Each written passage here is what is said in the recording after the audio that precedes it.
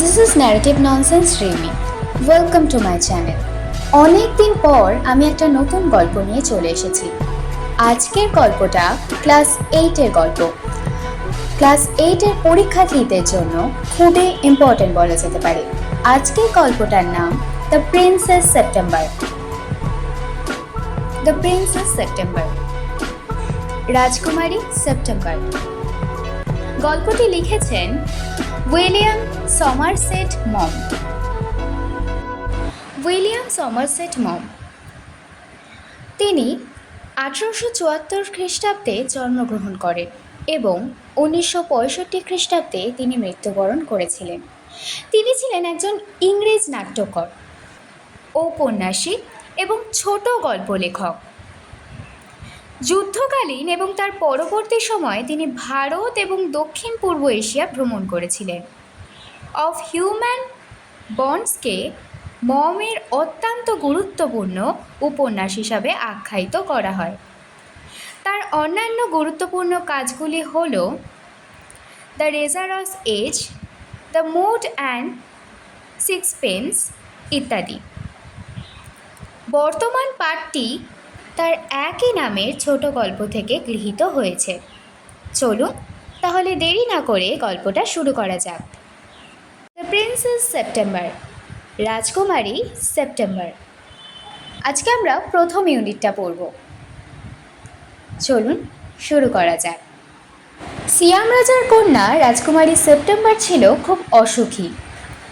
একদিন সে তার নিজের ঘরে বসে একা কাঁদছিল। তখন সে দেখলো একটা ছোট্ট পাখি ঘরের মধ্যে লাফিয়ে ঢুকলো।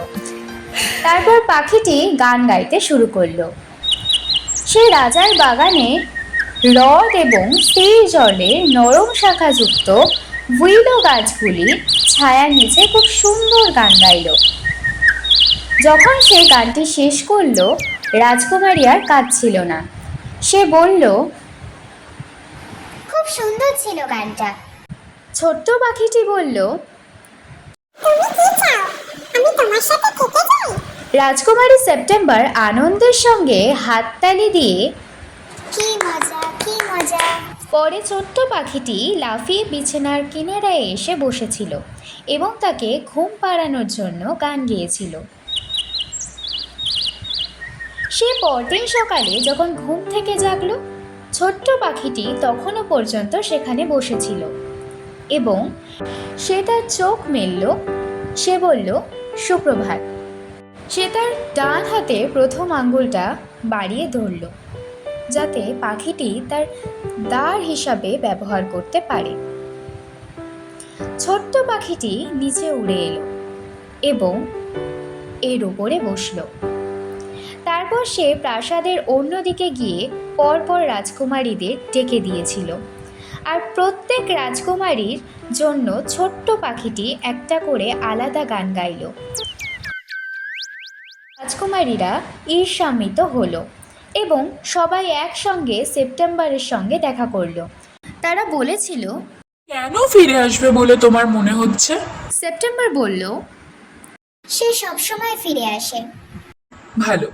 রাজকুমারীরা বলেছিল, যদি তুমি আমাদের উপদেশ গ্রহণ করো তাহলে তাকে খাঁচায় ভরো এবং তাকে এখানেই রাখো।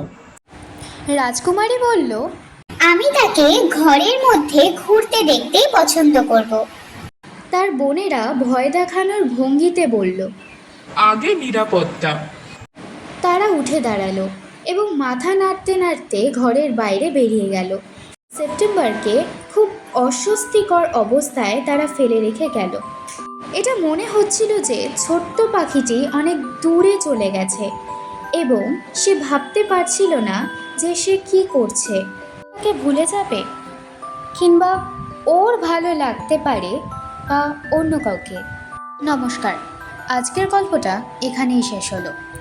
আজকের এই পর্বটা ছিল দ্য প্রিন্সেস সেপ্টেম্বরের ইউনিট 1 অর্থাৎ প্রথম পর্বের বঙ্গানুবাদ। তো আজকের গল্পটা ভালো লাগলে অবশ্যই কমেন্ট করে জানিও যে কেমন লেগেছে, আর লাইক করো আর বন্ধুদের মধ্যে শেয়ার করো। এবং এর পরের ইউনিট 2টা খুব তাড়াতাড়ি আসতে চলেছে, তাই জন্য আমার চ্যানেলটাকে সাবস্ক্রাইব করতে কিন্তু একদম ভুলো না। তোমাদের সুবিধার্থে আমি ইউনিট 1-এর অ্যাক্টিভিটি 1 এবং 2 দুটোই সলভ করে দিয়েছি। তো তোমাদের যদি খুব দরকার হয় তাহলে এখান থেকে তোমরা প্র্যাকটিস করে নিতে পারো এবং এটা খাতায় কপি করে নিতে পারো। আর এরকমই ইউনিট 2টা খুব তাড়াতাড়ি আসবে, তাই প্লিজ আমার চ্যানেলটাকে সাবস্ক্রাইব করে আমার পাশে থেকো। আর অবশ্যই কোথাও বুঝতে অসুবিধা হলে আমাকে কমেন্টে জানিও। আর হ্যাঁ, বেল আইকনটা প্রেস করো অবশ্যই নতুন নতুন আপডেট পাওয়ার জন্য। আর প্লিজ আমার চ্যানেলটাকে আবারও বলছি সাবস্ক্রাইব করতে কিন্তু একদম ভুলো না। টাটা।